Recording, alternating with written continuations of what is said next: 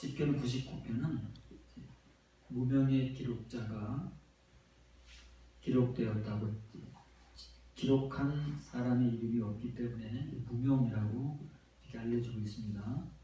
그런데 이 시편 99편의 기록자는 하나님을 우리에게 소개해 주는데 어떤 하나님으로 소개해 주느냐면 하나님에 대한 설명들이 많습니다. 하나님에 대한 수식어가 많고 하나님을 우리에게 이런 하나님이라고 소개해 주는 내용들이 많은데 오늘은 우리가 지금까지 잘 들어보지 못한 그 하나님에 대한 독특한 이 설명을 시편 99편의 기록자가 해주는데 그 표현은 다름 아닌 그룹들의 거주자라는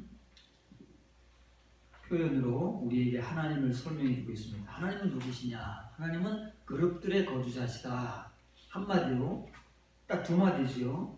한글 번역으로는 그룹 사이에 좌정하신다 이렇게 이제 번역을 해놨지만 이것은 이제 조금 의역이고요.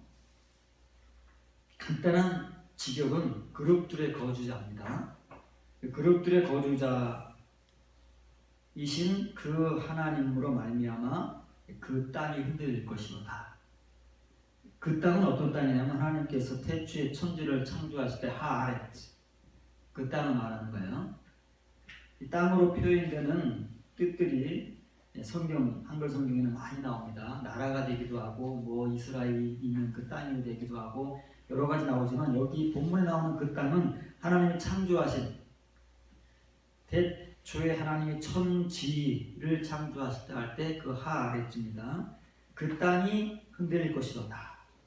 시온에 계신 여호와는 위대하시고 그 땅에 거하는 민족들이기 때문에 그 민족들입니다. 하나님께서 이 세상에 창조하신 노아의 심판으로 말미암아 모든 인류가 멸망되고 노아와 그 세 아들과 자부와 노아의 아내만 방주에서 살아남았지만 이제 그 후손들이 이제 그 민족들이 된 거예요.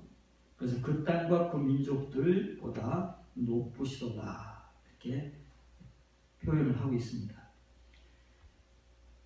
구약 성경에는 그룹이라는 말이 많이 나오지 않습니까? 그 그룹은 한글적 그 표현입니다. 한글 성경은 경음, 격음 이런 것들을 다 죽여서 이렇게 이제 부드럽게 표현을 하려고 그러는데 그룹이 아니라 크룹 혹은 캐룹 둘 중에 하나가 됩니다. 그러면 지금 이 시편 99편의 기록자는 이렇게 표현하는 거예요. 하나님이 어떤 분이시냐 하면 하나님은 이런 분이시다는 말이에요. 요셉 사람을 말합니다. 분사는 구약 성경에서 분사형을 취하면 사람으로 쓰일 때가 많잖아요. 그래서 야샵 그러면 거하다 그 말이에요.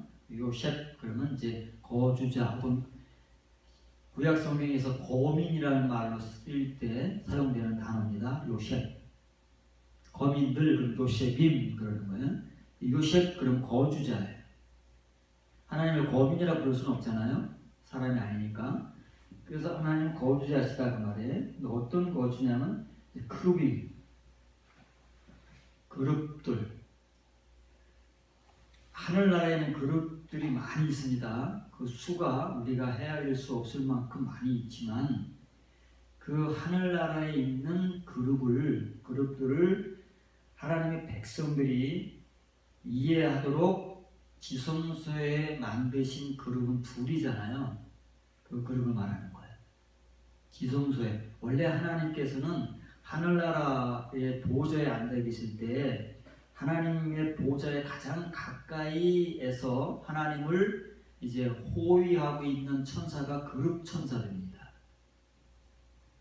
그것을 그대로 본따서 지성소의 그룹들을 만드셨는데 그 그룹들의 이제 위치와 형태를 보면 하늘나라에서 이 그룹들이 어떤 일을 하고 있는가를 짐작을 하도록 만들어 놓으신 거예요.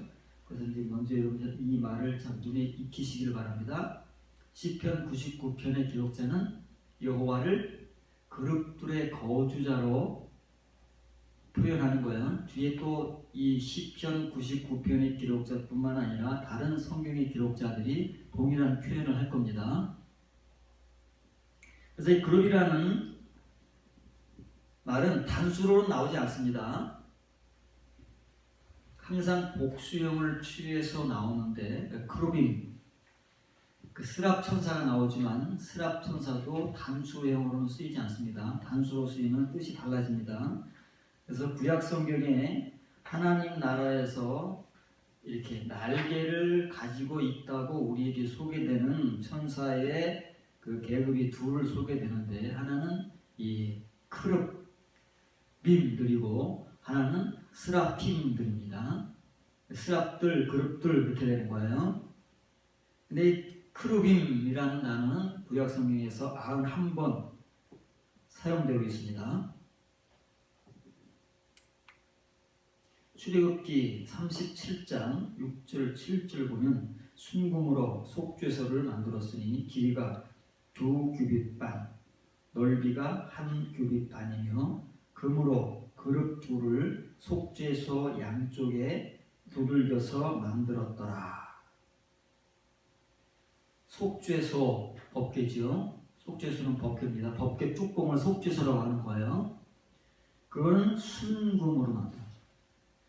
그리고 그 속죄소를 덮고 있는 크루빔 둘이지요. 양쪽에서 날개를 쫙 펴서 얼굴을 속죄소를 향하고 있는 그 그룹들은 그물을 두들겨서 만든 거예요. 여러분 이제 출애굽기에서 하나님께서 성소에 촛대를 만드시라고 했잖아요.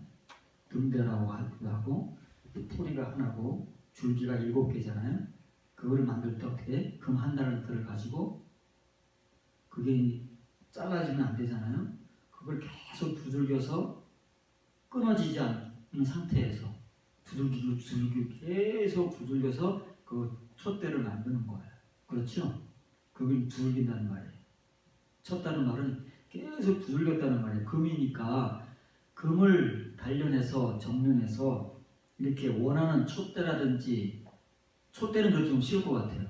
그룹은 굉장히 더 정교하죠. 어려워. 크기도 사이즈도 크고 왜냐면 이 크기가 10m입니다. 날개 하나만 10m예요. 그러니까 사이즈가 엄청 큰 거예요. 금이 얼마나 들어가는지도 몰라요. 날개도 있고 뭐 얼굴도 있고 막 그러니까 이게 이제 더 정교하게 만들어져야 되는. 어쨌든 이걸 두들겨서 만들었다는 대단한 거예요. 그 당시의 기술을 가지고 물론 하나님께서 부살렐과 오홀리압에게 이렇게 만들 수 있는 지혜를 성령님을 충만하게 부어주셔서 이 지혜를 갖게 해주셨기 때문에 이제 만들었겠지만 대단한 작품입니다. 이렇게 우리에게 모세는 출애굽기 37장 본문을 통해서 크루빔들이 어떻게 만들어졌는가를 소개해 주는 거예요. 성소 안에 있는 모든 물건은 금으로 만들어서 그 위에 이제 모든 것들을 백향목과 그리고 정료나무와 감람나무로 만들잖아요. 그래서 그 위에 금을 씌우는 겁니다. 열왕기상 6장 23절 내소 안에 감람나무로 두 그룹을 만들었는데 그 높이가 각각 10규빗이라. 그룹의 크기는 10규빗입니다. 한 규빗이 한 50cm 정도로 보면 10규빗이면 5m 정도 되는 거죠. 그룹의 이제 크기예요. 크기가 그렇고 날개 하나가 10m다는 말이에요. 그런데 내소라고 표현된 말은 이제 그 성소의 내소를 말하는 거예요. 그럼 성소의 내소를 화살표 뒤를 보면 성전 안쪽을 지금 내소라고 이제 한자어로 표현을 한 거예요. 성전 안쪽에 감람유 나무들의 두 그룹을 만들었는데 높이가 10규빗이었더라. 그러면 성전 안쪽이 뭐냐 그 말이에요. 드빌 혹은 네빌 그러는 거예요. 드빌이라는 말이 이제 한글 번역으로 내소, 성전 안쪽을 말하는데 지성소를 표현하는 다른 말입니다. 그러면 이게 신탁이 주어지는 장소예요. 신탁이 뭐죠? 하나님의 말씀, 하나님 말씀이 주어지는 장소가 지성소다 그 말이에요. 어떤 말씀이요? 이면의 말씀, 영과 생명의 말씀, 거듭남의 말씀이 주어지는 곳은 지성소고, 그 다음에 칭의의 말씀, 표면의 말씀이 주어지는 곳은 성소고, 그렇게 하나님께서 분리를 시켜놓은 거예요. 성막 안에다가. 그래서 이 그룹을 만들었는데, 그래서 이 드비를 뭐라고 그러냐면 킹제임스 버전으로서는 오라클의 신탁이라는 말입니다. 신탁인데 이거를 풀면은 inner sanctuary예요. sanctuary가 성소거든요. 성소가 안쪽 성소다 그 말이에요. 성소 안쪽이 어디예요? 지성소지요. 이렇게 표현하는 거예요. 이게 이제 드빌이라는 단어가 가지고 있는 뜻이다 그 말이에요. 그럼 이걸 이제 다른 말로 표현하면 우리가 지금까지 배운 지성소를 표현하는 거예요. 그런데 지금 이 그룹을 우리에게 소개해 주는데, 그룹을 뭐로 만들었느냐면은 한글 성경으로는 감람나무로 만들었다고 번역을 했는데, 감람나무는 먼저 여기 이게 감람나무입니다. 구약 성경에서 짜이 그러면 이게 감람나무예요. 한 단어로 이게 감람나무 뜻이에요. 근데 이 엣제이라는 말은 나무의 복수형이에요. 나무 그러면 이제 엣지라고 하는 거예요. 복수형이 나무들이지요. 샤멘 표기가 잘못됐는데 샤멘 기름이라는 뜻이 무슨 기름이요? 한자어로는 감람유, 영어로는 올리브 오일이라는 뜻입니다. 그러면 감람나무로 만든 게 아니라 물론 이제 감람나무로 만든 게 맞아요. 근데 표현을 그렇게 하고 있지 않다고 말이에요. 그러면 여기 나오는 대로 이렇게 감람나무로 만들었다고 이렇게 표현을 하면 좋지 않겠습니까? 그런데 왜 열왕기상을 기록한 기록자는 굳이 이런 표현을, 우스꽝스러운 표현을 하냐고 말이에요. 왜냐고 하면 감람나무가 중요한 것이 아니고 감람나무에서 감람유가 중요한 것이지 감람나무는 의미가 별로 없어요. 감람유가 없는 감람나무는 의미가 없는 거예요. 왜 감람나무, 포도나무를 우리가 성경에서 강조하느냐면은 그것은 포도 알갱이와 감람유 때문에 그런 거예요. 그래서 이 표기가 잘못됐어요. 올리브 트리가 아니라 올리브 오일. 나무도 복수이니까 트리. 이렇게 이제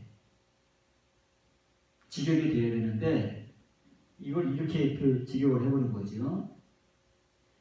그래서 열왕기를 기록하는 기록자는 지금 샤멘, 이 감람유를 강조하는 거예요. 왜냐하면 그룹 지성소가 품고 있는 그 의미가 법궤든 속죄소든 그룹이든 이게 지성소의 산물들 아니에요? 지성소에 있는 그 물체들이라고 말해요. 이 세 가지가 품고 있는 그 성경적 의미가 샤멘이기 때문에 그러는 거예요. 여러분들에게 감람유를 그림을 통해 설명해 줬습니다.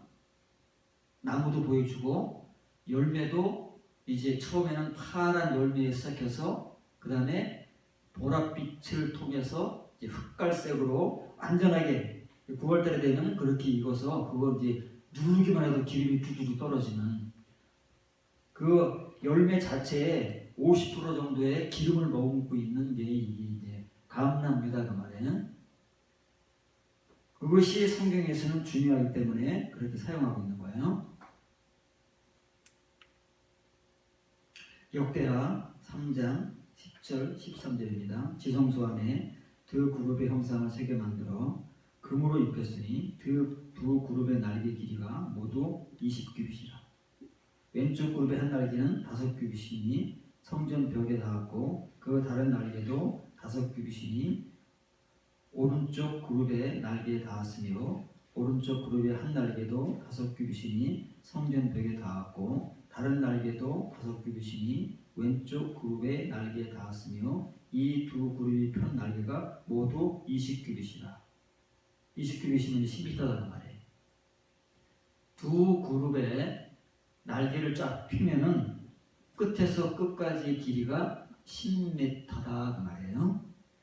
그럼 하나님께서는 이렇게 이제 모든 설계도를 모세에게 주실 때는 하나님이 이렇게 일방적으로 다 세세하게 크기와 길이와 모양과 이런 것들을 하나님께서 정해 주신 거예요. 모세가 무슨 창안하거나 아니면 오홀리압과 부살렐이 창안해서 만든 게 아닙니다. 하나님께서 철저하게 하나부터 열까지 완벽하게 하나님께서 모든 성막과 그 안에 필요한 이 재료들을 하나님께서 정하시고 설계도를 만들어서 모세에게 주신 거예요. 그렇기 때문에 우리가 이 성막을 혹은 그 안에 뭐가 들어있는지를 본다고 해도 그 의미를 잘 모릅니다. 왜 하나님께서 하나님의 오직 그 생각과 계획과 뜻대로 모든 것도 이렇게 철저하고 세밀하게 정해서 그 크기와 모양과 이런 것들을 그대로 만들려고 하셨는지 우리는 잘 모른다는 말이에요.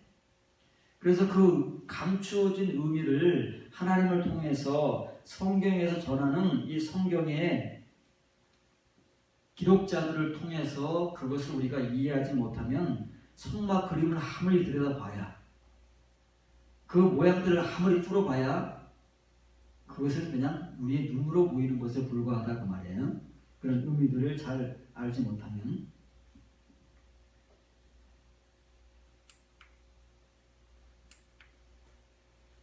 역대상 13장 6절 요 구절은 조금 이제 여러분들이 봐야 됩니다. 읽을 때 잘 눈을 따라가면서 좀 한번 좀 익혀보세요. 다윗이 온 이스라엘을 거느리고 바알라 곧 유다에 속한 기랏 여아림에 올라가서 여호와 하나님의 궤를 메어 오려 하니 이는 여호와께서 두 그룹 사이에 계심으로 그러한 이름으로 일컬음을 받았더라.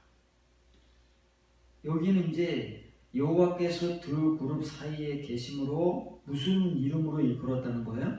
여기 하나님께서 하나님의 이름을 나타내는 게 뭐가 있어요? 궤밖에 없잖아요. 궤. 그렇죠? 궤를 메어 오려고 하는데 왜 궤를 메어 오려고 하느냐면 여호와께서 두 그룹 사이에 계심으로 그러한 이름으로 이끌어 받았다. 무슨 이름이에요? 궤가 하나님의 또 다른 이름이다 그 말이에요. 무슨 궤? 언약궤로도 불리고 법궤로도 불리우는 이 궤가 바로 하나님의 다른 이름이다 그 말이에요. 어떤 이름? 그룹들의 거주자. 여기도 시편 99편 같이 두 그룹 사이에 계신다 그 말이잖아요. 그게 요셉 크루빔이란 말이에요. 그룹들의 거주자다 그 말이에요. 하나님의 이름이. 그럼 왜 하나님의 이름을 이렇게 그룹들의 거주자라고 부르냐면 궤 때문에다. 궤, 법궤, 언약궤, 그 궤 때문에 그러는 거예요. 왜냐고 하면 이 두 그룹이 이 속죄소, 법궤를 덮고 있잖아요. 얼굴을 향하고 덮고 있잖아요. 그래서 법궤가 어디 있어요? 이 두 그룹이 품고 있기 때문에 이게 하나님의 또 다른 이름이다 그 말이에요. 그래서 이것을 어떻게 표현하느냐라고 만들어낸 이름이 바로 크룹들의 거주자다. 시편 99편 기록자가 증거한 말이고 역대상에서 증거하는 말이다 그 말이에요. 그럼 이제 이 말을 이제 좀 풀어가야 되는 거예요. 지금 한글 번역으로는 이렇게 간단하게 한 절에 기록되어 있지만 이제 여기 이 한 구절 속에 어떤 의미들이 들어있으며 왜 지금 처음 궤라는 것을 통해서 하나님께서 이 그룹들의 거주자라는 말이 이때 사용되는가. 지금 이 궤가 엘리 대제사장 시대에 블레셋과 전쟁에서 뺏기잖아요. 그렇죠? 그러면 이 궤를 가지고 나갈 때 그룹을 가지고 나갔을까요? 안 가지고 나갔을까요? 법궤만 가지고 나갔을까요? 법궤하고 같이 그룹들을 가지고 나갔을까요? 법궤만 가지고 갔다 그 말이에요. 왜? 법궤가 하나님이니까. 하나님 상징하는 거니까. 그래서 법궤를 가지고 나갔는데 하나님께서 이스라엘을 버렸어요. 그래서 전쟁에서 지고 법궤를 블레셋에게 뺏겼다고 말해요. 그런데 법궤가 당도한 블레셋에서 난리가 나잖아요. 다곤 신전에 갖다 놨더니 다곤 신이 엎어지고 막 팔다리가 부러지고 재앙이 생기고 난리가 나서 이 블레셋 사람들이 도저히 그 법궤를 감당할 수가 없어서 베세메스로 올려보내잖아요. 그래서 막 새끼난 두 암소를 끌어다가 이제 가장 극단적이고 부정적인 환경을 설정해 놓고, 그런데도 불구하고 이 두 암소가 서로 다른 길로 가거나 곁길로 가지 않고 똑바로 베세메스로 가면 이것은 이스라엘의 신인 여호와께서 역사하신 거다. 그렇게 자기들끼리 정해놓고 그런 일을 벌이잖아요. 그래서 법궤가 어디 당도합니까? 베세메스에 당도한다는 말이에요. 베세메스는 블레셋과 그 당시 이스라엘의 경계 지역이에요. 서북쪽 경계 지역이라는 말이에요. 베세메스가. 그럼 먼저 이 구절을 직역을 하고 설명하겠습니다. 다윗과 온 이스라엘이 하나님의 궤를 메어 오려고 바알라 곧 유다에 속한 기랏 여아림으로 올라갔으니 여호와는 이름이 불리는 바 그 그룹들의 거주자시더라. 똑같아요. 시편 99편 기록자가 표현했던 거 똑같은데 여기서 다른 점이 있다면 뭐가 다른 거예요?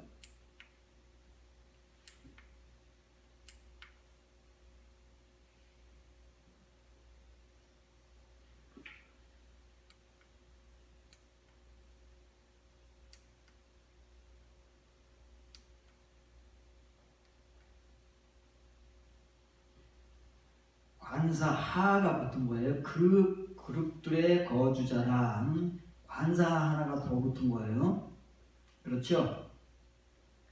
그러면 이 다윗이 하나님의 궤를 다윗이 거하는 예루살렘으로 메어 오려고 바알라라는 말은 즉 윗동네라는 말이에요. 윗동네. 위라는 말이에요. 알라잖아요. 그 윗동네라는 말인데 이거를 다른 말로 하면 기럇 여아림이다 그 말이에요. 바알라라고 부르고 있었는데 그것을 또 다른 말로 뭐라고 불렀냐면 기럇 여아림으로 불렀기 때문에 그곳으로 올라갔어요. 왜 올라가요? 지대가 높은 데니까. 지대가 높은 데니까 글로 올라가는 거예요. 그러면 벳세메스는 이름을 보세요. 벳세메스는 뭐냐면 베이트, 집이라는 말과 쉐메스, 태양이라는 말이 복합돼서 사용하는 지역 이름이 벳세메스라는 말이에요. 그러면 뜻이 뭐예요? 태양의 집이라는 말이에요. 이름이 얼마나 좋습니까? 태양의 집이에요.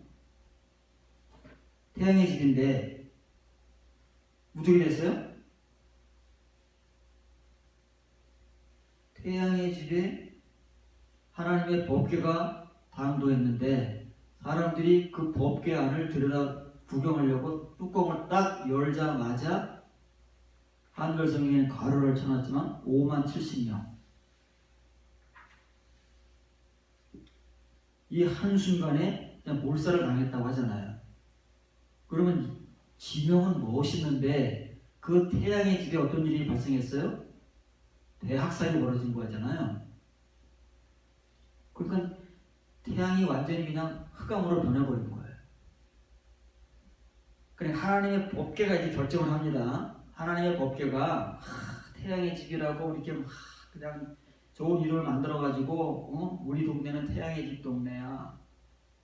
뭐야 하고 막 이렇게 나름대로 이렇게 자화자찬하면서 자부심을 가지고 살아가고 있는 그곳에 하나님이 딱 당도해 버리면 어떻게 된다고요?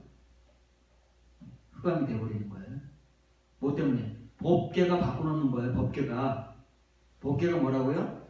법궤가 그룹들의 거주자 하나님, 법궤는 상자가 아니다 그 말이에요.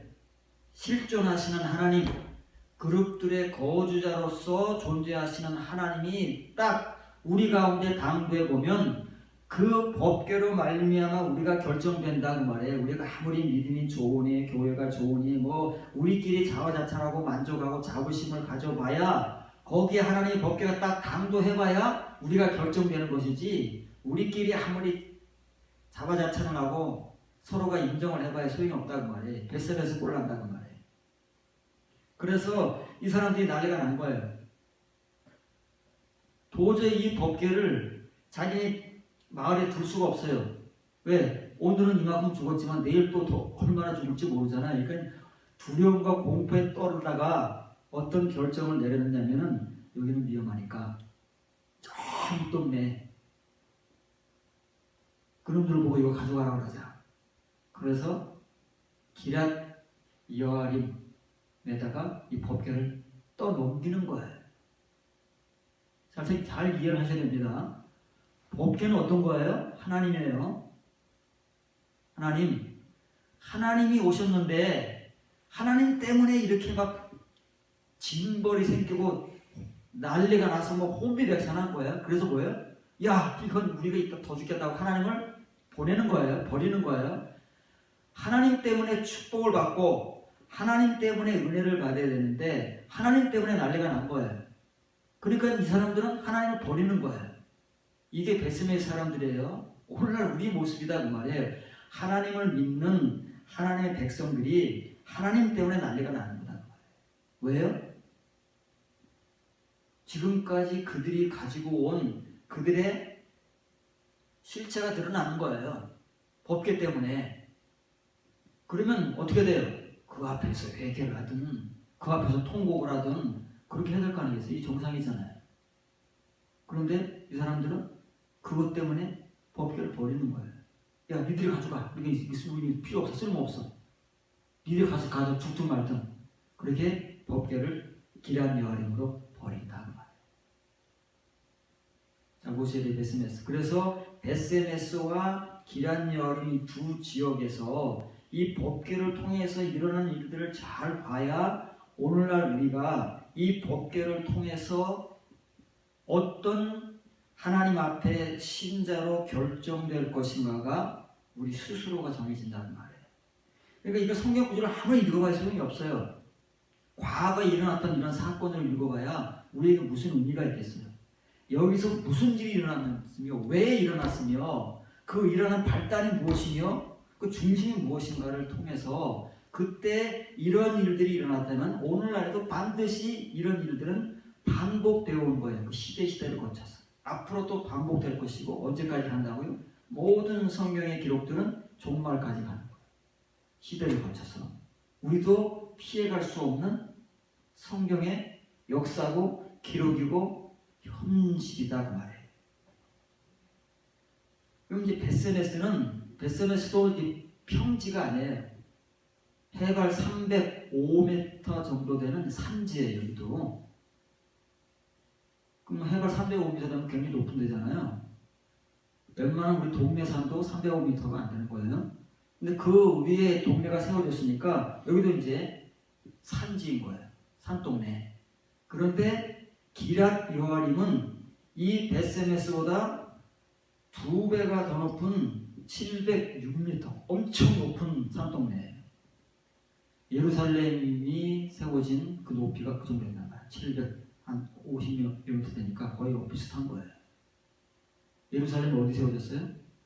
예루살렘 성전이 모리아산에 세워졌잖아요. 성전이 세워지니까 거기 도시가 형성된 거 아니겠어요? 그럼 예루살렘 도시라는 것은 746m 위에 세워진 산동네. 도시가 커서 그렇지, 인구가 많고 성전이 있어서 그렇지, 해발 746m에 세워진 산동네다 그 말이에요. 기럇 여아림이 그렇다는 말이에요. 베스메스가 그렇다는 말이에요. 고도의 차이는 조금씩 나지만 그렇다는 말입니다. 그러면 이 기랏 여아림이라는 이제 그림을 설명해 주세요. 여기 보세요. 여기가 이제 블레셋 지역이에요. 블레셋. 여기 가드에서 여기 베스메스가 안 나오지만 가드와 기랏 여아림 사이에 베스메스가 있는 거예요. 가드의 사람들이 이 블레셋 사람들이 모여서 여기서 이제 암소 두 마리를 가지고 베스메스로 보내는 거예요. 그 수레에다가 이 법궤를 싣고 그래서 베스메스에 당도해가지고 난리가 나서 기랏 여아림으로 보내는 거예요. 기럇 여아림으로. 이 더 윗동네, 윗산 동네예요. 그럼 이 기럇 여아림은 이제 큰 이제 언덕, 산 꼭대기에다가 도시를 세울 수는 없잖아요. 모리아 산에 예루살렘 성전을 세울 때 꼭대기에다 세우겠습니까? 그 산에 언덕, 그래서 좀 평평한데 건물을 지을 수 있는 그걸 기부하라 그래요. 기부하. 히브리어로 그걸 한글 성경에서 다 산으로 번역을 해놔가지고 무슨 산인지를 몰라요. 오늘 보면 나올 텐데 기부하가 나오면 그 기부하라고 그래요. 그거를 동네가 세워지는 언덕, 산 동네인 것만 사실이에요. 해발 700m, 해발 305m 세워지는 산 동네인 것만 사실인데 꼭대기에다 세울 수는 없잖아요. 그래서 마을이 형성되고 집을 지을 수 있는 어느 정도 평평한 곳, 그걸 언덕이라고 한다는 말이에요. 그걸 기부하라고 그러는 거예요. 이렇게 이제 세워지는데 여기 이제 예루살렘도 다 중심이 됐다는 말이에요. 근데 이 기럇 여아림이라는 말이 무슨 뜻이냐? 아까 베스메스는 설명했어요. 베스메스는 태양의 집이라는 말이에요. 여기 보세요. 이 키르얏이라는 말이 이게 마을이라는 뜻입니다. 산동네니까 뭐 도시라는 말을 쓸 수 없잖아요. 그러니까 마을, 동네라는 뜻이에요. 키Ꟈ.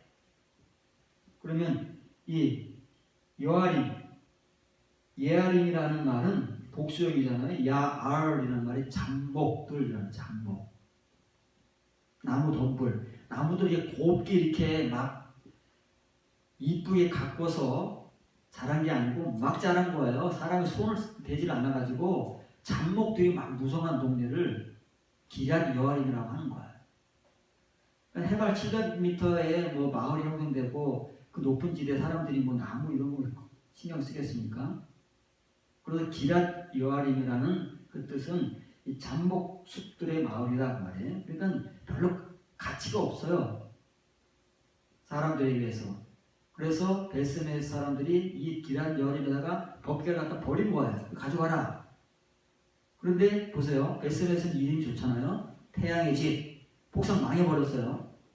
근데 동네는 이름이 별로 안 좋아요. 태양의 집에 비하면 이름이 별로 좋지도 않아요. 잡목 수백들의 마을 그러면 뭐 여러분들에게 들려오는 어감상으로 별로 안 좋잖아요. 우습게 보는 거지. 그런데 여기 이제 법궤가 당도했어요. 그때 보자 그 말이에요. 베스메스의 법궤가 당도해서 베스메스 사람들이 행한 행태, 그로 말미암아 하나님께서 내리신 징벌, 그것 때문에 이 사람들은 법궤를 버리는 거예요. 기럇 여아림, 자기들보다 더 못 사는 동네, 우스운 동네, 산동네, 달동네라고 취급되는 이 동네에다가 법궤를 버리는데 이 동네가 그 법궤를 품었어요. 받았어요. 그런데 이 기럇 여아림 마을에서 법궤를 어디 둘 것인가 의논하지 않겠어요? 베스메스에서 난리가 났다더라. 어마어마한 사람들이 죽었다더라. 그래서 그 사람들이 이 법궤를 우리 동네에다 버렸는데 어떻게 할 거냐? 회의를 하지 않았겠어요. 그래서 이 기럇 여아림 사람들이 이 법궤를 어디에다 두기로 결정을 했느냐면 뒤에 이제 본문 보시기 바랍니다. 사무엘상 7장 1절 2절에 보면 이제 그 배경이 나오는 거예요. 기럇 여아림 사람들이 와서 여호와의 궤를 가지고 갔어요. 어디로 가지고 가냐면 자기들이 사는 산이라고 이제 번역되어 있잖아요. 그게 기부하다 그 말이에요. 마을로 옮겨간 거예요. 언덕. 마을 사는 아비나답의 집에다 가져다 놓은 거예요. 기럇 여아림 사람들이 그 법궤를 받은 건 사실인데 이걸 어디다 놓을 거냐? 이걸 들여다봤다가 보다가 베스메스 사람들이 엄청 죽어다더라. 절대 우리는 뚜껑도 열면 안 되고 이걸 어디다 고이 모셔놔야 되는데 이걸 누가 모셔갈 것이며 어디다가 모셔놓을 것이냐 이제 의논한 결과 아비나답이라는 사람의 집에다가 모셔놓은 거예요. 이름을 잘 보세요.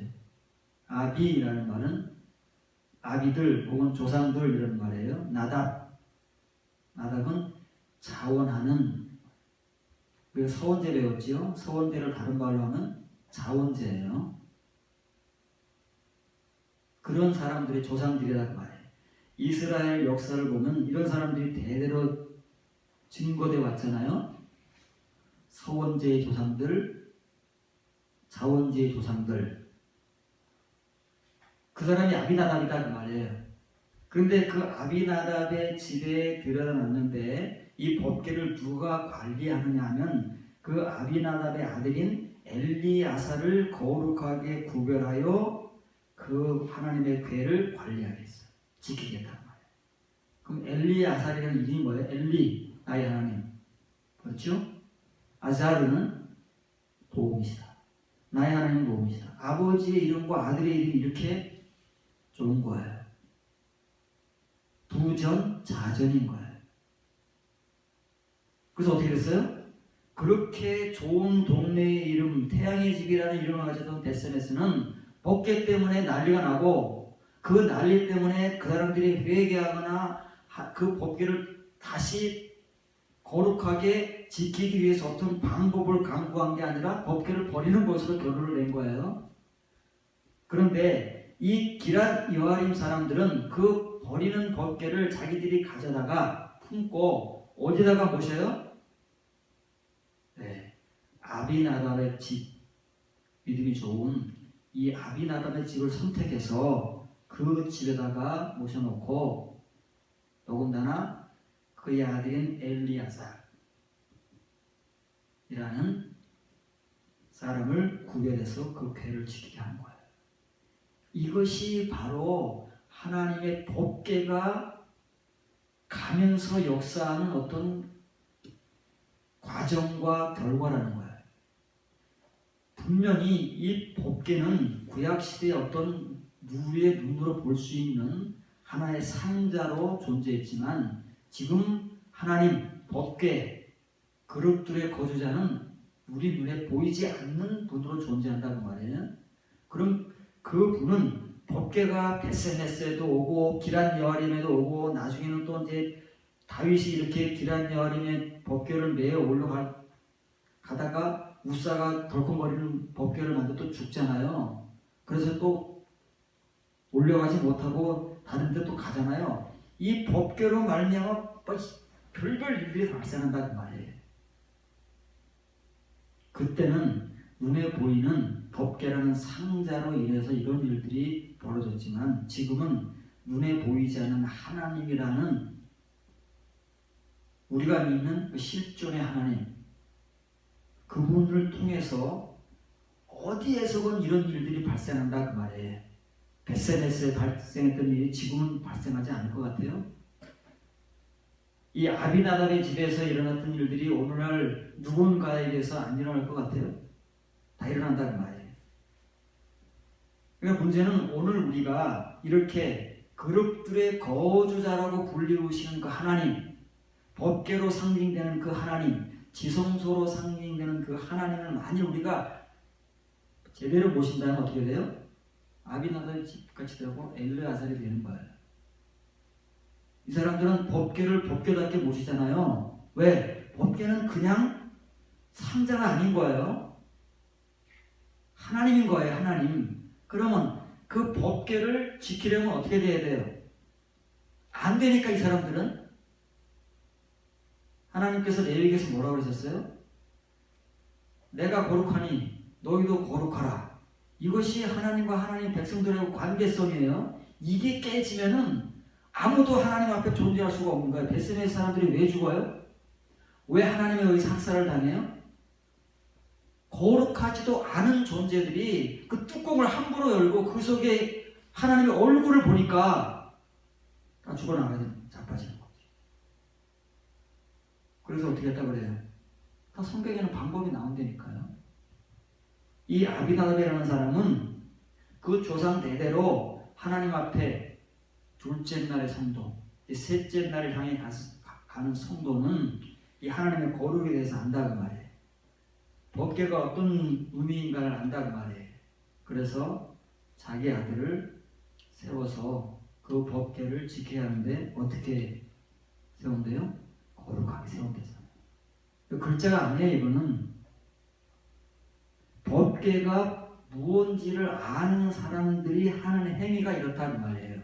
왜? 법궤는 하나님이고 하나님은 거룩한데 거룩하지도 않은 사람들이 막 함부로 만지면 어떻게 돼요? 우싸같이 죽는다니까요. 뚜껑 막 열어 제끼고 속으로 들여다보면 어떻게 돼요? 순식간에 헤아릴 수 없는 사람들이 다 죽어 자빠지는 거예요. 거룩한 자만이 그 법궤를 지키고 관리하고 만질 수가 있다는 말이에요. 왜? 하나님은 거룩하시니까. 우리가 이 법칙을 이해하지 못하고 이 법칙을 깨닫지 못하면 지금도 우리가 거룩하다고 예수 그리스도를 믿음으로써 죄의 사함을 받고 거룩한 사람들이라고 믿고 있다가 어느 날 갑자기 단절골 당한다는 말이에요. 이 역사는 과거 역사가 아니에요. 지금까지 시대를 거쳐 반복되어 온 역사이며 오늘 우리의 시대에서 지금 일어나고 있는 역사이고 앞으로 후 시대에도 계속 반복될 역사다 그 말이에요. 그래서 하나님께서 이 아비나답의 집에 법궤로 계시면서 그룹들의 거주자로 계시면서 이 엘리아잘 거룩하게 구별한 나의 하나님은 도움이시라는 이 신앙인에 의해서 몇 년 동안요? 20년 동안 이 집에 계시는 거예요. 아무 일이 없었어요. 엘리아잘이 이 법궤를 관리하는 한, 지키는 한 아무 일도 일어나지 않아요. 왜? 거룩하신 하나님 옆에 거룩한 자로 존재하기 때문에 은혜만 받지 아무런 SMS나 아니면 이 법궤를 운반하면서 발생한 그런 불행한 일은 일어나지 않는다는 말이에요. 그래서 오늘 우리가 바로 지금 이 법궤 대신 하나님을 모시고 살아간다고 그러잖아요. 지금 우리의 존재를 결정해 주는 거예요.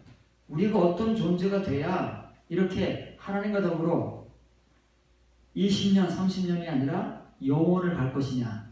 이게 성경이잖아요. 성경의 법대로, 성경의 말씀대로, 성경의 논리대로 우리가 그 말씀을 따라서 그런 성도가 되면 하나님의 말씀은 거기서 성취되는 거예요. 그대로. 그렇지 않으면 그렇지 않은 대로 성취되는 것이고 반드시 이것이 우리의 현실이 될 겁니다. 과거 그 사람들의 현실이었듯 오늘 우리의 현실이 될 것이고 앞으로 우리의 현실이 될 것이고 우리가 하나님 앞에 섰을 때 우리의 현실이 반드시 될 거다 그 말이에요.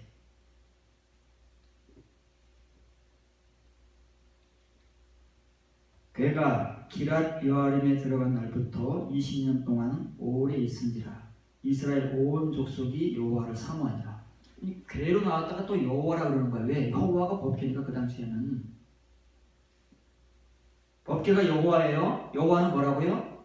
그룹들의 거주자예요. 다 똑같은 말이다 그 말이에요.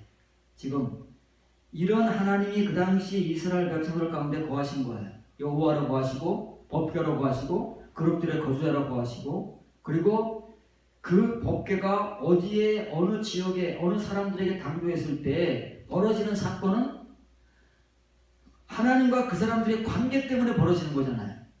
그렇죠? 다른 것 때문에 벌어지겠어요?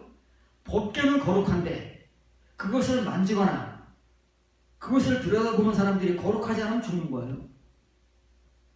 법궤를 싣고 가는데 소가 날뛰다가 법궤가 덜컹덜컹거리니까 본인은 법궤를 보호하겠다는 그 순수한 마음으로 법궤를 만졌는데 죽어버렸어요?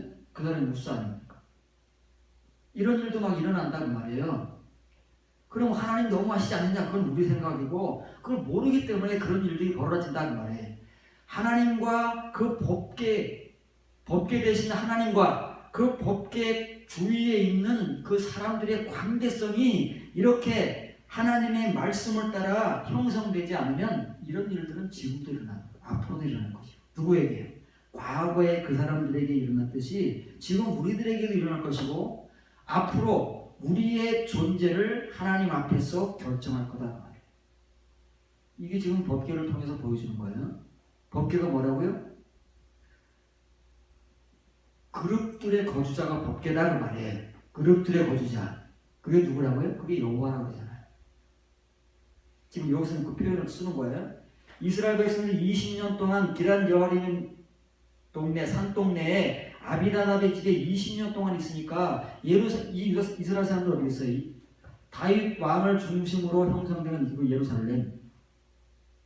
그 사람들이 원래 법궤가 거기 있어야 되잖아요. 그러니까 이제 여호와를 사모했다는 말은 법궤를 사모했다는 거예요. 법궤를 보고 싶다. 법궤를 모시고 싶다. 그랬다는 말이에요. 근데 여러분에게 아까 이제 베스메스로 소개해 준 것은 사무엘상 6장 9절부터 보면은 이제 이 베스메스 사람들이 가드에서 자기 동네에 이 법궤가 당도했을 때에 신기해서 뚜껑을 열고 그 속을 들여다보다가 한글 보면은 5만을 가로로 쳐놨어요. 5만 70명이요. 70명 죽어도 어마어마한 사람 죽은 거 아니겠어요? 한 동네에서. 직사를 한 거니까 대사건 아닙니까? 요즘 같으면 뭐 해외 토픽감이잖아요.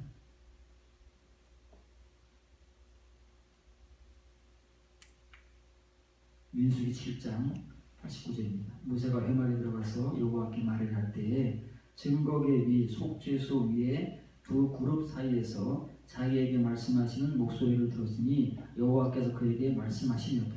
이 구절을 잘 보셔야 돼요. 하나님은 어디서 말씀하시죠? 하늘에서 말씀하시죠. 그렇죠. 다른 선지서를 보면 이사야에서는 하늘나라에서 스라비 환상을 보면서 자기 부정한 혀를 숯불로 태운. 하나님의 환상을 못 통해서 어디서부터 하늘로부터 보여주는 묵시를 통해 가지고 하나님의 말씀을 받거나 하나님께로부터 말씀이 임하는 거예요. 성령님을 통해서 임하거나 그런단 말이에요.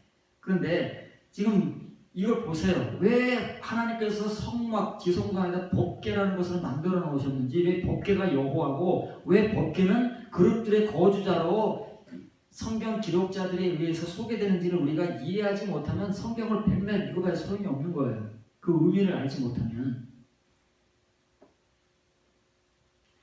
모세가 회막에 들어가서 하나님과 말하기 위해서 들어가는 거예요. 하나님과 대화하기 위해서 회막에 들어가면은 어디 들어가요? 지성소에 들어가는 지성소. 여기서 이제 증거계라고 하는 거예요. 증거계가 법궤예요. 이 다른 말을 표현했을 뿐입니다.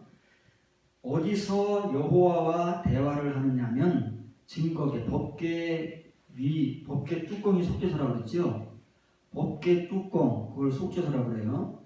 근데 그 속죄소를 두 그룹이 덮고 있다고 그랬잖아요. 얼굴을 마주보면서 덮고 있어요. 그럼 그 사이에서 말하는 게 아니라 법궤를 통해서 말씀하시는 거예요. 법궤를 통해서 어디서요? 그 시온 속죄소 위로부터 말씀이 나온다고 말해요. 왜 이런 표현을 왜 쓰나? 왜 하나님의 말씀이 여기서 나올까요? 이건 그냥 상자에 불과한데. 말씀이 위로부터 내려와야지.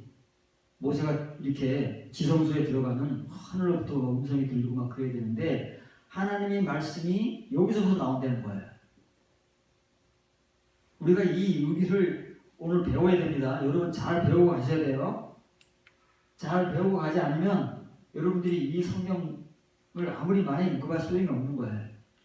여러분에게 이제 설명해줬습니다. 법궤는 상자, 뚜껑을 제외한 것을 법궤라고 그랬어요. 그 안에 뭐가 들어있어요? 씻기는 두들판이 들어있고 아론의 쌍난 지팡이 하나 들어있고 만나가 들어있어요. 세 가지가 들어있다고 그랬죠. 그 상자를 이제 법궤라고 그러는 거예요. 근데 그 법궤 뚜껑을 만들었죠. 덮으려면은 그 뚜껑을 법궤라고 하지 않고 뭐라고 불러요? 속죄소라고 부르는 거예요. 한글 번역으로 속죄소라고 부르고 원래 이 이름은 시은좌예요. 시은좌. 한자어로 쓰면 그냥 시은자. 시자는 베풀 시자예요. 은혜 문자. 은혜를 베푸는 곳이다 그 말이에요.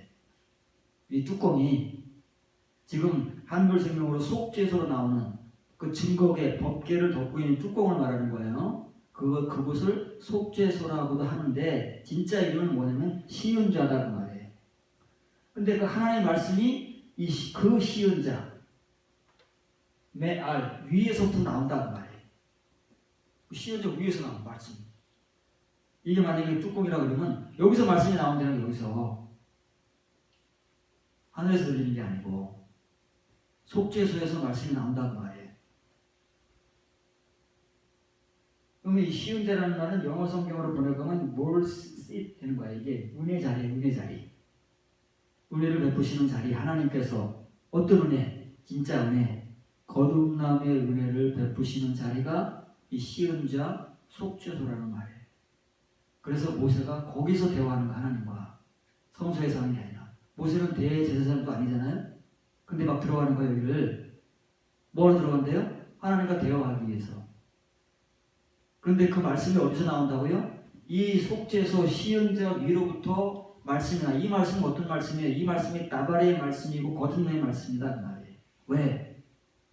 대속죄를 받는 사람들만 들을 수 있고 들어갈 수 있는 곳이기 때문에 그 말씀에 그래서 여기 하나님께서 진짜 은혜를 여기서 베푸시는 거예요. 성소에는 은혜가 없겠습니까? 번제를 드리는 제단에는 은혜가 없습니까? 다 은혜가 있지만 번제단에도 은혜가 있고 성소에도 은혜가 있지만 진짜 하나님께서 은혜를 베푸시는 장소는 시은자다. 법계 뚜껑인 속죄소다. 그래서 모세도 거기 들어가고 나중에 이제 대제사장이 된 아론이 1년에 한 번씩 하나님께 정한 시간에 어디서 만나요? 속죄소에서 만나는 거예요. 왜?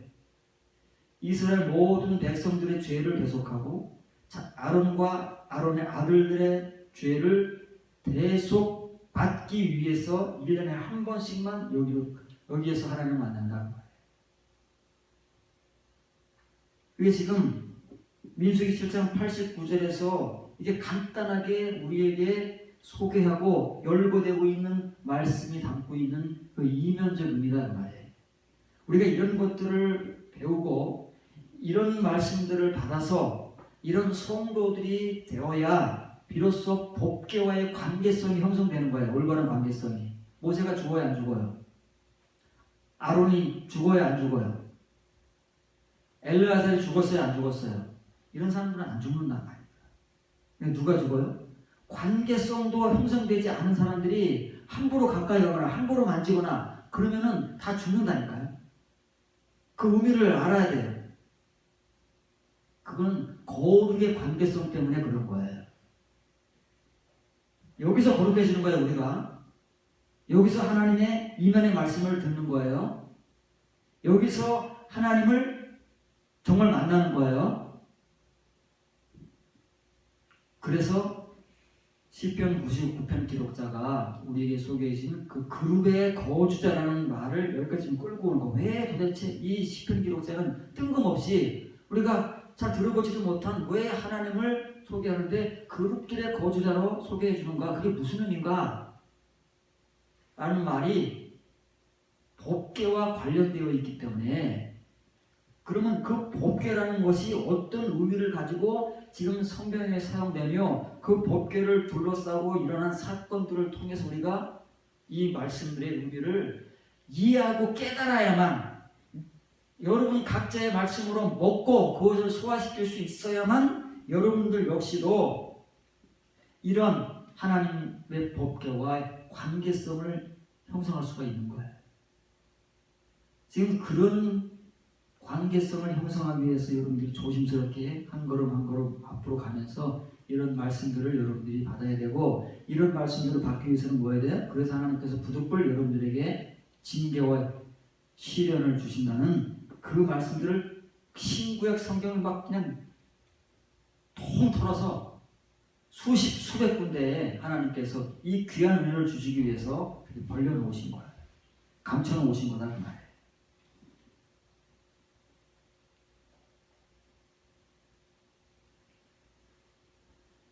이게 시은자라는 말은 또 무슨 말이냐면 이 그룹 하크룹이잖아요. 하크룹인 그 그룹 두 그룹이에요.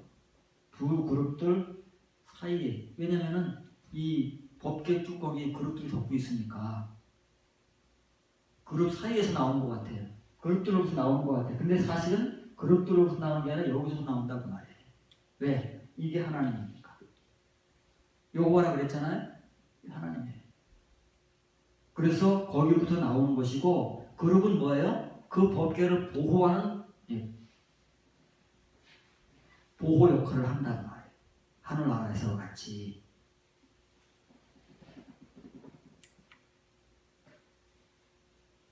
에스겔서 9장 3절 4절입니다. 그룹에 머물러 있던 이스라엘 하나님의 영광이 성전 묵지방에 이르더니 여호와께서 그 가는 베옷을 입고 서기관의 먹그릇을 찬 사람을 불러 여호와께서 이르시되 너는 예루살렘 성읍 중에 순행하여 그 가운데 생하는 모든 가증한 일로 말미암아 탄식하며 우는 자의 이마에 표를 그려라. 이게 언제 될 일이에요? 종말이 될 일이라고 해요. 세상전. 요한계시록에 그래서 이마에 표 맞는 성도들이 나오잖아요. 이런 사람들이 돼야 되는 거예요. 지금 시대는 타락하고 부패해서 믿음도 뭐가 뭔지 혼탁한 시대 가운데 우리가 살아가고 있어요. 지금도 우리는 종말을 살아가는, 지금도 종말 시대예요. 나중에 이제 여러분들에게 요한계시록을 통해서 설명하겠지만 대환란이 일어나는 그때는 그 종말의 어느 한 기점에서 일어나는 거예요. 일단 종말이다 그 말이에요.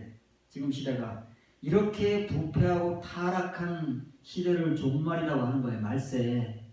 그런데 말세에 이런 사람들이 하나님의 은혜를 통해서 이마에 표를 만든 하나님께서 야 신약 요한계시록의 표현을 그렇잖아요. 요한계시록에는 천사들이 그냥 직접 나와가지고 그 이마에 인을 친다고 그러잖아요.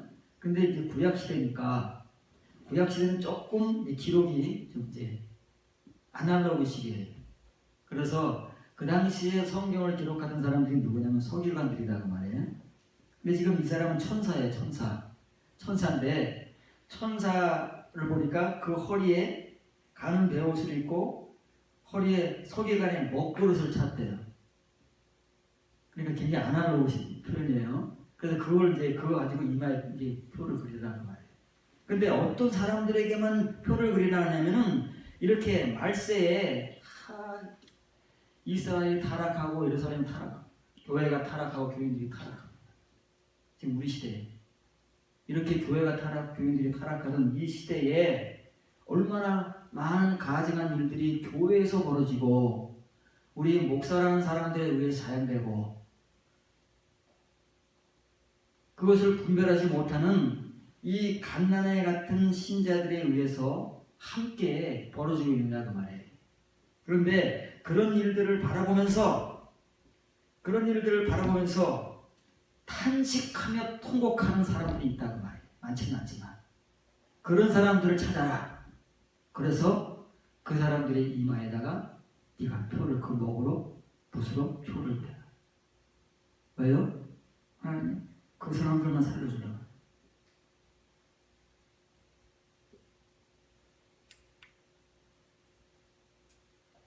요 파란 구절을 직역하면 예루살렘 한가운데라는 말은 이제 중심이라고 말해요. 예루살렘 중심에 있는 그 성 또 한가운데 예루살렘이 중심이잖아요. 그러면 그 예루살렘 한가운데 있는 또 그 성 한가운데를 지나는 그렇게 중심에 그럼 하나님께서는 지금 왜 이런 표현을 쓰시느냐 하면은 가장 깊은 곳을 보신다는 말이에요. 우리의 중심을 감찰하신다는 의미예요. 가운데 한가운데를 뚫고 가시는 거예요.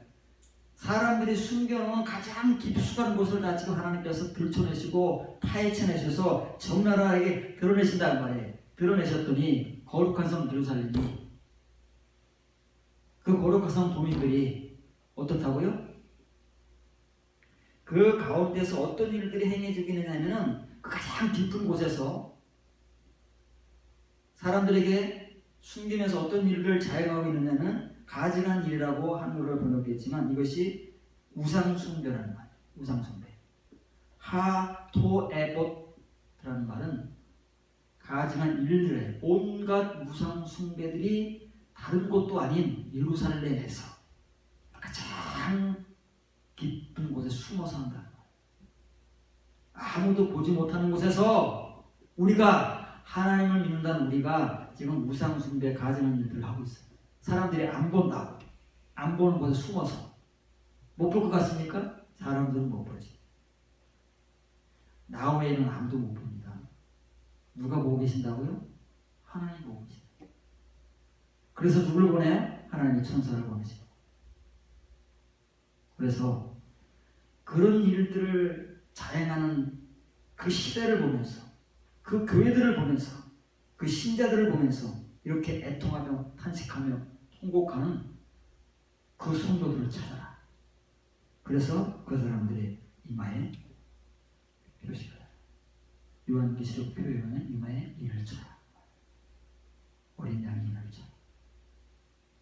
이런 사람들은 살아남는 거예요. 이런 사람들만 하나님의 자녀로 그 환난의 시대에서 구원받는다 그 말이에요.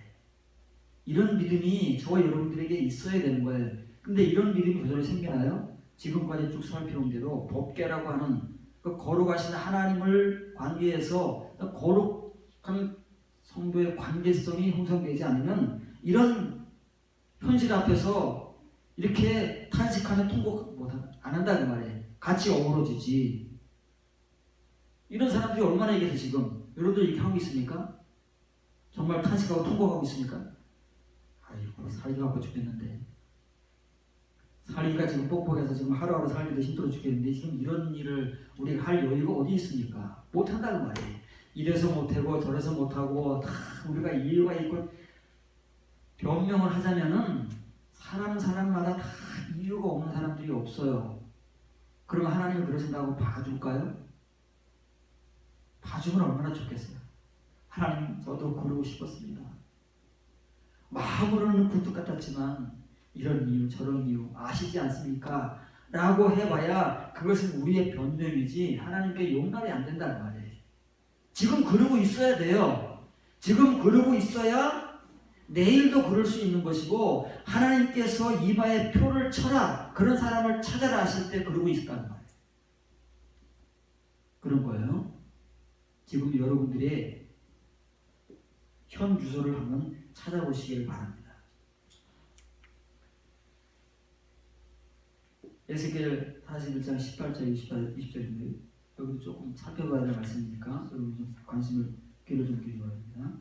널빤지에는 그룹들과 종려나무를 새겼는데 두 그룹 사이에 종려나무 한 그루가 있으며 각 그룹에 두 얼굴이 있으니 하나는 사람의 얼굴이라 이쪽 종려나무를 향하였고 하나는 어린 사자의 얼굴이라 저쪽 종려나무를 향하였으며 온 성전 사방이 다 그러하여 땅에서부터 문 통로 위에까지 그룹들과 종려나무들을 새겼으니 성전 벽이 다 그러하니라. 성소 지성소의 벽을 뭐로 덮어요? 널빤지로 덮는다고 그랬죠? 널빤지로 덮는데 그 널빤지 하나하나에다가 그림을 새기라는 거예요. 어떤 그림을 새기냐면 가운데는 종려나무가 쭉 서 있어요. 그리고 종려나무 좌우로 그룹 둘이 있는데 그 그룹 하나의 얼굴은 사람의 얼굴이고 하나의 얼굴은 사자의 얼굴이 넷이잖아요. 그룹의 얼굴은 넷입니다. 에스겔서에 나오는 그룹. 근데 지금 이제 지성소에 있는 그룹은 몇 개 있어요? 2개 있으니까 그룹이 둘이 있으니까 두 얼굴만 나오는 거예요. 그래서 하나의 얼굴은 한 그룹의 얼굴은 사람의 얼굴이고 한 그룹의 얼굴은 사자의 얼굴이에요. 그러니까 뭐 종려나무를 이쪽 종려나무 쳐다보고 저쪽 종려나무 쳐다보더니 종려나무가 둘 셋 그런 게 아니다 그 말이에요. 종려나무를 가운데 두고 왼쪽에 있는 사람의 얼굴을 한 그룹은 한쪽을 쳐다보고 이 오른쪽에 있는 사자의 얼굴을 한 그룹은 또 반대 방향을 쳐다보니까 이쪽 저쪽을 바라본다는 표현을 하는 거예요. 종려나무는 한 그루다 그 말이에요. 한 널빤지 안에 종려나무 한 그룹 둘 양쪽에 이렇게 색이라는 거예요. 어디 덮기 위해서? 성소의 온 벽을 덮기 위해서 이렇게 만드는 거예요. 그러면 이제 설명을 드려야 돼요. 성경은 절대 그냥 이렇게 말씀이 기록되는 게 아니라는 거예요. 아무런 이유 없이 쓸데없이 종려나무를 거기다가 새겨라 그러겠어요?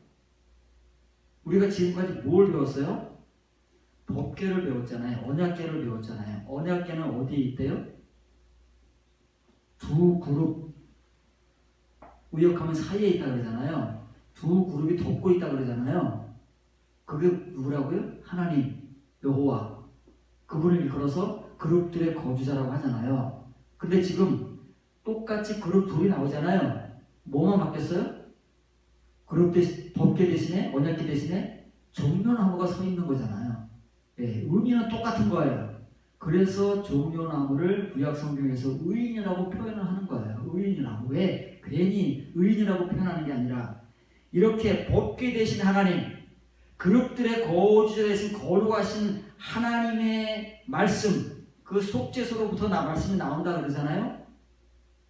거기서 모세가 만나고 아론이 만난다고 그러잖아요. 그런 성도가 의인이다 그 말이에요. 칭의의 의인이 아니라 거듭남의 의인이다 그 말이에요. 그 의인이 바로 법궤가 상징하는 성도다. 그 의인이 하나님의 거룩함을 가진 성도다 그 말이에요. 거룩이라는 관점에서는 법궤와 종려나무가 동등하다. 그래서 원래는 법궤가 있어야 할 자리에 하나님께서 종려나무를 새겨라 그러신 거예요. 종려나무를 의인이라고 여러분이 소개해줬죠? 기억을 하실지는 모르지만 이게 다 하나님과 같은 성도가 되는 존재들을 우리에게 설명하고 소개하고 반복하고 또 여기서 저기서 성경 곳곳에서 동일한 은혜, 동일한 말씀, 동일한 현실, 동일한 성도를 이렇게 그때그때마다 다르게 표현하는 것뿐이지 우리가 이렇게 하나에다 갖춰 맞추면은 퍼즐이 맞춰지는 거예요. 퍼즐이. 그러기 위해서 우리가 성경을 추적하는 것이고 탐구하는 것이고 그래서 하나님께서는 선지자들을 그렇게 시키신 것이고 사도들을 그렇게 시키신 거예요.